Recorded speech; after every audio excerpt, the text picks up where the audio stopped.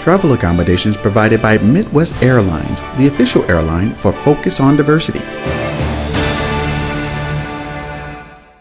And now back to Focus on Diversity with Troy Shaw. And welcome back to the program. Let's continue on with our discussion. Seeking a political voice, San Francisco's gay community has received a remarkable level of political power since the late Supervisor Harvey Milk became the first candidate to win elective office in 1977.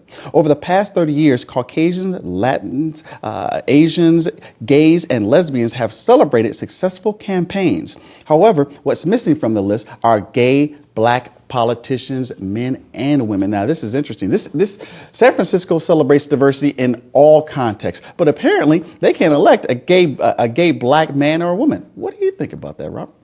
Well, first of all, after Harvey Milk's assassination, the historical progress that the community has made should be celebrated. But then it goes back to what I said a few weeks ago, and here I'm going to offend the angry male again. Black politicians of this community, gay, cannot advance in an elected position. Once again, as I argued 2 weeks ago, you have a situation where even though the gay community says they are experiencing the kinds of discrimination that the Black community experiences, what we have is another example that shows that even in the gay community, there is a problem with Black men and women advancing in that community. Now, that is an interesting argument. Eric, what do you think about that? I was blown away, actually, by the story itself, because I guess I was under the impression that in San Francisco, anything goes. I mean, it didn't matter whether you were Black, white, Asian. If you were gay, you probably had an upper hand on straight people. It's like gay Vegas. Well, that's what I figured. But so that, after getting over the shock of that, I started thinking about it. I guess it is, you have a double hurdle to try and leap. You're Black and you're gay. I know that in the story that you provided us, there was a woman who talked about an experience she had where she was in the middle of a campaign, sitting in a restaurant, and one of the patrons, as the candidates were making their presentations, made a comment that he wasn't voting for a Black lesbian. So I guess obviously there is still that stigma associated with being gay, even in San Francisco, and we already know that there is a huge disadvantage to being Black anywhere in this country. Now, this can be considered a dirty little secret within the gay community, and something that can really open a huge can of worms. Chris, what do you think? It really could, and you're right. I was thinking of it as you've got a double minority. First you're a minority, now all of a sudden you're a gay minority. So now you've got two hurdles to overcome in regards to it, because San Francisco is that melting pot. They welcome everybody of any color, creed, and we thought they did. So this really opens up some issues of whys and what's going on out in San Francisco. And I have to admit, Chris, I have a problem with the gay lifestyle being categorized as a minority, because for the most part, I don't believe that it is. It should be coined under the phrase of minority of an ethnic group of people, because it's what it is. It's a behavior. With all due respect to what you do in regards to your behavior, it's what you do in the context of the privacy of your own home in your room. It should not have a connotation of being an ethnicity and or given that tag as a minority. What do you think?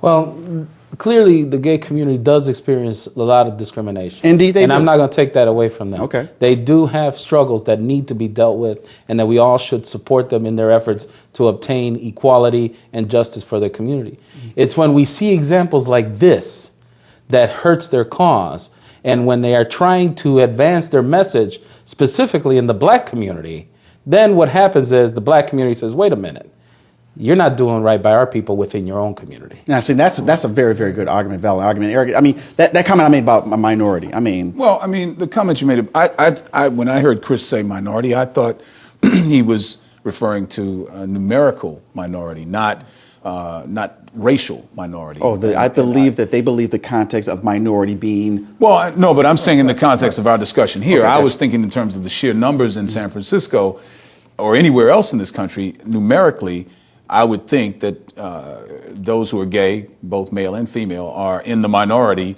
numerically. That's how I took that.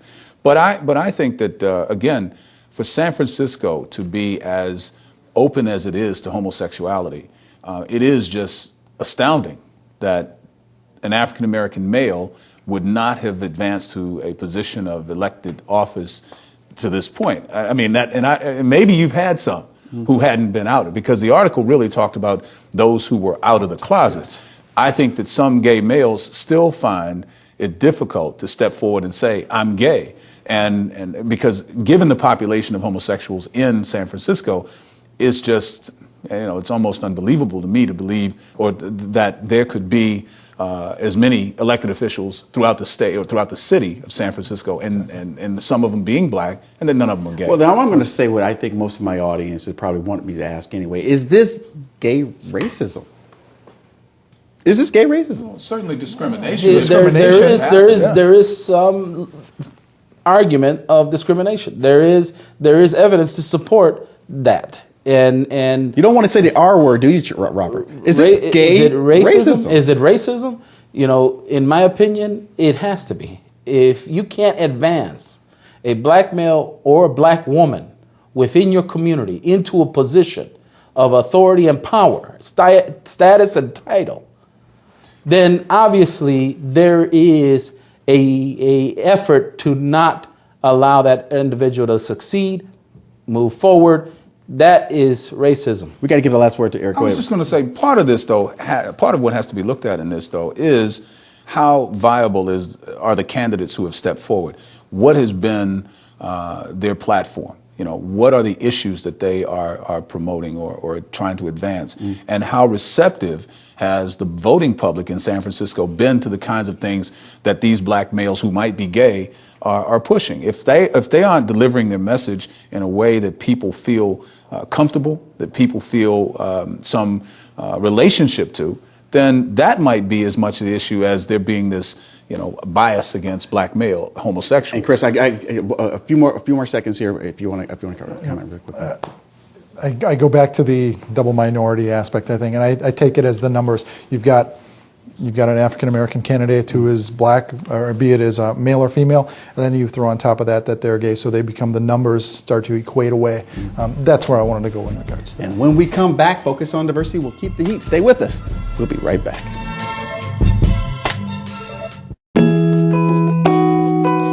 Founded in 1905, Badger Meter recently celebrated over 100 years in business. Throughout its history, Badger Meter has been and continues to be a proud employer of a diverse workforce. Badger Meter also supports diversity news and analysis through its sponsorship of the Focus on Diversity program with yours truly, Troy Shaw.